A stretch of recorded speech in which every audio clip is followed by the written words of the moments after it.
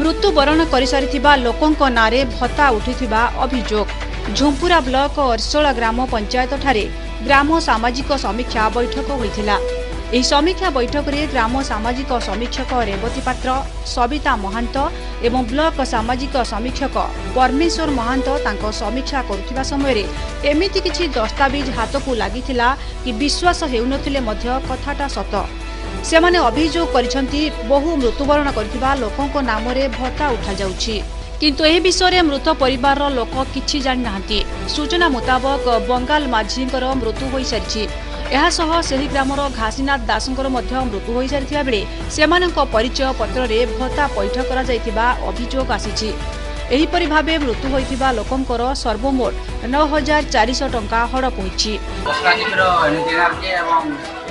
ଜାତୀୟ ସାମାଜିକ ସହାୟତା କାର୍ଯ୍ୟକ୍ରମରେ ଭତ୍ତା ମିଳୁଛି, ସେଥିପାଇଁ ଆମେ ଅଡ଼ିଟ୍ କରିଥିଲୁ 11 ଦିନ ଧରି। ସେଇ ଅଡ଼ିଟ୍ ସମୟରେ ଆମେ କିଛି ଅଯୋଗ୍ୟ ହିତାଧିକାରୀଙ୍କର ପାଇଥିଲୁ। ସେଥିରେ ଅଯୋଗ୍ୟ ହିତାଧିକାରୀ ଥିଲେ 8 ଜଣ। ସେ 8 ଜଣ ଅଯୋଗ୍ୟ ହିତାଧିକାରୀଙ୍କୁ ଆମେ ବାଦ ଦେବା ପାଇଁ এই গ্রাম সভায় আলোচনা করা ସେଥିରେ 1,400 ଟଙ୍କା ଅଧିକା ଯାଇଛି, କିନ୍ତୁ ହିତାଧିକାରୀ ପାଇନା। ଝୁମ୍ପୁରାରୁ ରାଜୀବ କୁମାର ମହାନ୍ତଙ୍କ ରିପୋର୍ଟ, DTV ଓଡ଼ିଆ।